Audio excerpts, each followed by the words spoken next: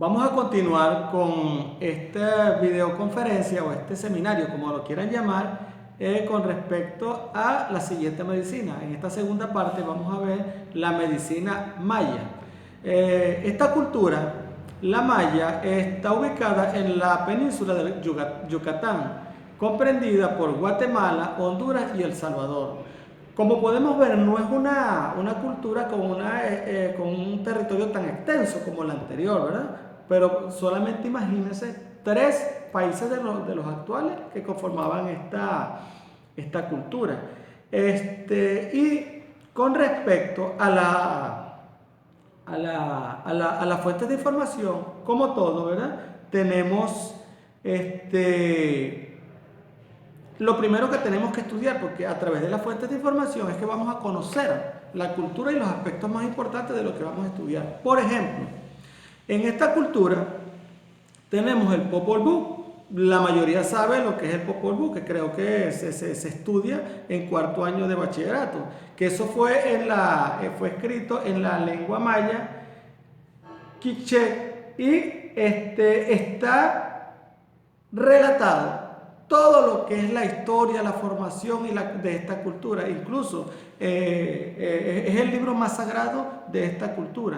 También tenemos el ritual de los Bacabes, que es un libro que recoge todos los conocimientos médicos de los mayas. Y habla de los días que son favorables para las curas, y una serie de opiniones que tiene con respecto a cómo tratar las enfermedades. También están los códices de Orestes y Madrid, que hablan de diversas enfermedades ligadas al calendario. Por ejemplo, aquí tenemos a la diosa Luna, que es Ixchel, que tiene especial mención como la patrona de la medicina, del parto y la adivinación de esta cultura.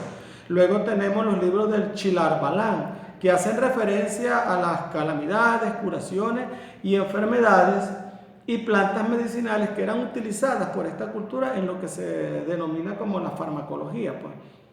Luego tenemos el arte, especialmente la escultura y la cerámica. Igual que las culturas anteriores también tenemos el arte como fuente de información. Tenemos la tradición oral, la traducción oral, que la traducción oral son todos aquellos acontecimientos de esta cultura que se van transmitiendo de generación en generación, y por supuesto que la parte médica no escapa de esta tradición. Hay de padres a hijos, de chamanes a siervos, y todo el personal que iba recibiendo toda esta información para que no se perdiera. Y lo más importante para mí en este caso es el Museo de la Medicina Maya, que está ubicado en Chiapas, México. En ese museo está la mayor representación resguardada de esta cultura. Yo siempre recomiendo a las personas que si algún día van a México, antes de irse a la Ribera Maya y esas playas tan espectaculares de este país, yo creo que deberían ir, por lo menos los estudiantes de medicina, darse una vueltecita por el Museo de la Medicina allá en el estado de Chiapas, para que vean lo increíble de esta cultura con respecto a la medicina. Con respecto a los dioses y la medicina, ellos eran politeístas, tenían dioses para todas las ocasiones y circunstancias, especialmente para las enfermedades. Ellos tenían un dios para cada enfermedad. En cuanto a sus dioses, la divinidad suprema era Ixagma, señor del cielo, inventor de la escritura y protector de la ciencia. Tenemos a Citopoluntum o Citopoluntum, que era de profesión médica. Tenemos Ixalabanqui, que representaba la medicina mágica. Tenemos a Sig, que reproducía las hematémesis, y una serie de dios que cada uno estaba vinculado con la medicina. Ahora, ¿qué nos interesa a nosotros de esta cultura? Por supuesto, el desarrollo y la característica. Como las culturas anteriores, también esta cultura era mágico-religiosa, y la enfermedad era un castigo de los dioses y por lo tanto era inevitable. Por ejemplo, una ofrenda que se le olvidaba a un dios era fijo era un castigo, pues era fijo que te iba a dar una enfermedad. Por eso los dioses siempre los debían tener alegres con sus respectivas ofrendas. Ellos también desarrollaron la medicina empírica y reconocían las causas naturales de la enfermedad, como los malos vientos, por ejemplo, o el desequilibrio de los alimentos fríos, calientes. Eso también influía mucho en cuanto a las enfermedades. La medicina era desempeñada por varios especialistas y se enseñaba de padres a hijos. Era otra de las características de esta cultura. También teníamos a el brujo hechicero, una especie de chamán que también curaba enfermedades, pero de una forma muy natural, más que todo con ritos y plantas y animales. Ellos en cirugía, para ejecutar la cirugía, utilizaban instrumentos de obsidiana y pedernales. Ellos abrían agujeros en la nariz y la oreja para colocar piedras y artes. O sea, además de que era una característica de la medicina, también lo utilizaban como arte.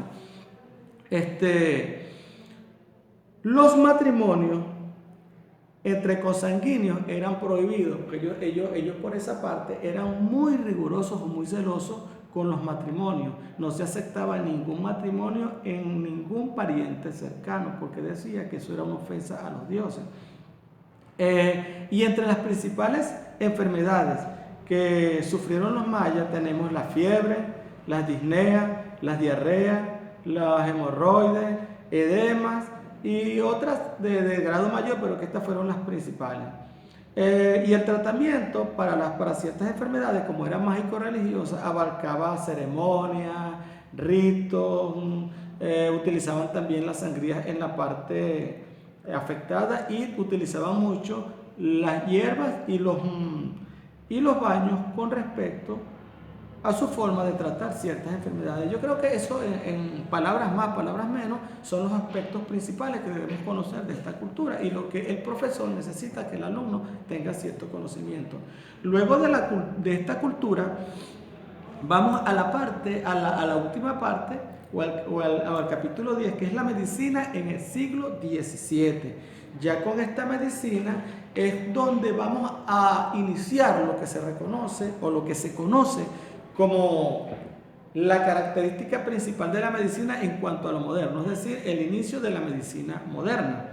Este siglo está marcado por tres elementos principales, que son la iatroquímica, la iatrofísica y el atomismo, que fueron los tres principales características de este siglo. Pero también tenemos tres corrientes del pensamiento. Entre estas tres corrientes de este siglo tenemos el aristotelismo, que como su nombre lo indica, proviene de Aristóteles, pues. Tenemos el galenismo, que como su nombre lo indica, proviene de Galeno, y tenemos el paracelcismo, que como su nombre lo indica, viene de este personaje, que es Paracelso, ¿verdad? Por ejemplo, Aristóteles decía algo muy importante que yo siempre hago hincapié en los alumnos. Él decía que el filósofo debería comenzar por estudiar medicina y el médico debería terminar por estudiar filosofía. Y este fue el primero de hablar de las categorías, por ejemplo, sustancia, cantidad, calidad, espacio, tiempo, etc. Luego tenemos el galenismo, que en él influyeron sobre la medicina los signos posteriores a ciertos errores, especialmente en el campo de la anatomía. Y por último, Paracelso, que recurrió a la astronomía para explicar ciertas enfermedades y trató con preparados químicos, lo que le dio el fundamento para el advenimiento de la iatroquímica. Ahora, en esta cultura, además de estas corrientes, destacaron dos filósofos y sus doctrinas que vale la pena mencionar. Por ejemplo, tenemos a René Descartes, que además de matemático, filósofo, fue fisiólogo, y él creó la geometría analítica y habló de la relatividad del movimiento y el reposo. Y tenemos a Francis Bacon. Francis Bacon, o Bacon como lo conocen, es el traductor del es el introductor del método experimental en la ciencia, y él se opuso a la escolástica. El método de Bacon o de Bacon influyó profundamente en el desarrollo de la medicina porque permitía el estudio del cuerpo humano, lo que tuvo un tiempo que estaba prohibido por cuestiones religiosas, ¿verdad? Otro punto que debemos estudiar o conocer de este siglo son los sistemas médicos. Hay tres corrientes del pensamiento que ya hablamos de ellos y también tenemos los tres sistemas médicos, en el cual vamos a hacer una mención para que el estudiante tenga una idea de esto. Pues tenemos la iatroquímica, el atomismo y la iatrofísica. Primero, la iatroquímica, que es la unión entre la alquimia, la medicina y la química. Y entre sus seguidores estaba Paracelso, ¿verdad? Luego tenemos el atomismo, que es una doctrina proveniente de Grecia antigua, con Demócrito y de Leucipo de Mileto. Y ellos decían que los átomos eran las partículas más pequeñas de la materia, los cuales son infinitos y se encuentran en constante movimiento. Ellos también los llamaron atomismo. Y por lo último tenemos la iatrofísica o la iatromecánica, que ellos dicen que el cuerpo funciona como una máquina y no estaban equivocados. Y aquí es donde yo hago un pequeño comentario.